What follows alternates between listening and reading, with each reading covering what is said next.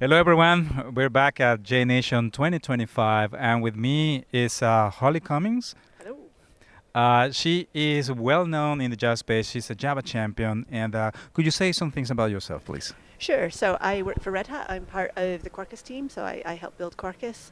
Um, yeah. that- So, you had a keynote this morning, and the theme of JNation this year is rock and roll. So, your topic was related to rock and roll in a way. Can you summarize what happened during the first moments of today?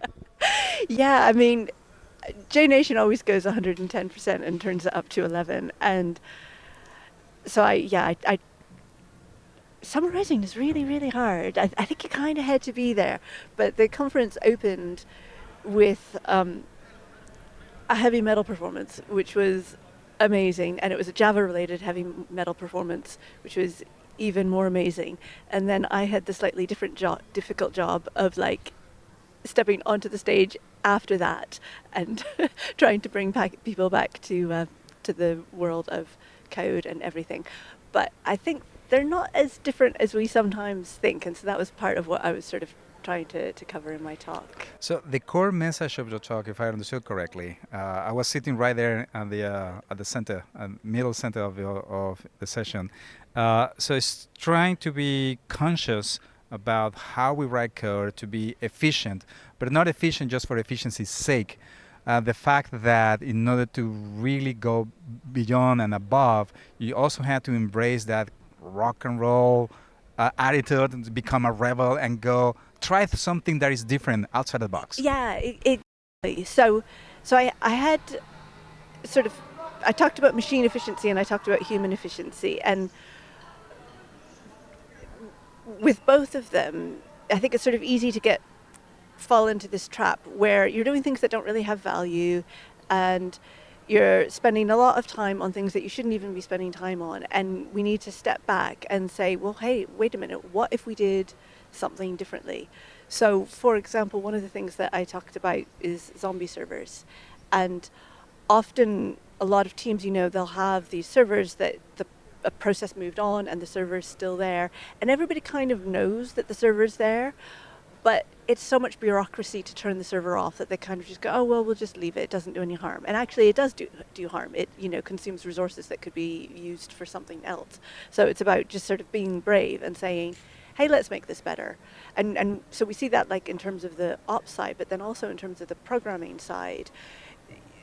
We have all these assumptions that are baked into our programming models that are from like 20 years ago, and they're just not wrong and not right anymore.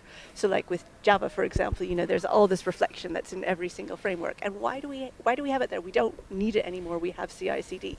When these frameworks were designed, we didn't have CI/CD. Now we do. Let's do something different. Let's be a bit different. Yeah, this is a very good segue into something that people know me for, which is don't do Maven clean install, do Maven verify, which in a way is kind of understand Yeah. better how your tools work so that you Yes. can decide when to make better use of your existing resources. Yeah, exactly. And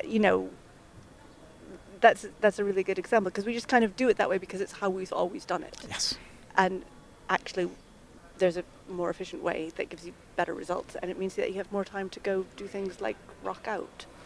In terms of rock out, you mentioned also that, well, this has been going on for quite some time. You're wearing the T-shirt Quarkus Yeah. World Tour from 3 years ago, and this Yeah. keeps going and going and going all around the world.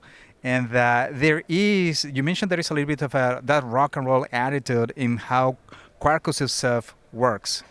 Yeah, I think so. I think one of the things that the Quarkus team did, which was so clever, was look at all these assumptions and go, wait a minute, no, we don't need to do it that way. This is no longer a valid assumption.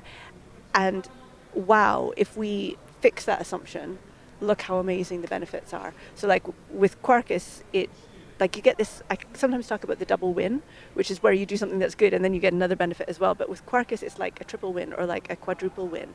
So everybody knows, I think, that Quarkus starts really fast, but then Quarkus also has amazing throughput. And so then already you kind of got this double win, and then that makes it more sustainable. So then you're like at the triple win. And then as sort of a side effect of that as well, then you get this amazing developer experience where you get like the live reload and you have less typing and less boilerplate, and so then you're sort of onto the quadruple win, and it just like it keeps building up and up and going up. on.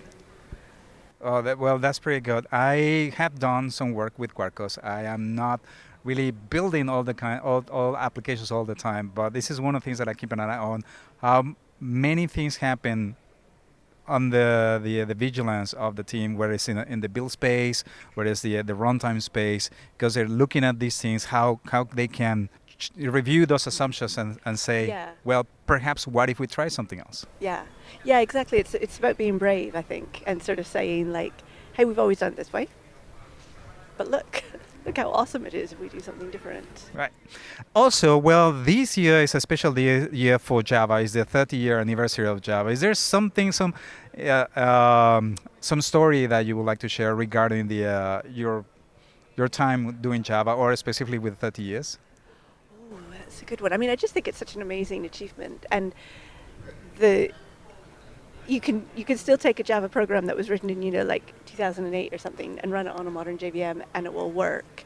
So you have, again, I think they've done sort of a really good job of combining that stability, but also that a modern Java program would be fairly unrecognizable to someone who is writing 30 years ago, because it's got so many new paradigms and it's got so many new ways of working, and it's got such an efficiency that again, that both in terms of the human efficiency and the machine efficiency, it keeps getting better and better. Okay, very good. Is there anything else that you would like the JNation audience to know? Oh, just like enjoy the conference. We're so lucky to be developers, I really think, and this is one of the best places to be a developer, just in terms of the event and the feel of the event and the opportunities for learning that we have. All right. Well, thank you very much, Holly, for being here, for being part of the JNation experience, and for presenting a keynote at JNation 2025. It was really, really fun. Thank you. Thank you. So for everyone else, remember, you can follow Holly on Mastodon and Blue Sky? Blue Sky, yeah, and so on Blue Sky, it's at hollycummins.com. So then you could also just sort of, I've got a blog as well, which I don't update often enough, because nobody ever updates their blog often enough. So watch out for her blog posts. They are quite educational. And if you have an opportunity to catch her on one of these events, specifically JNation, then don't miss it out.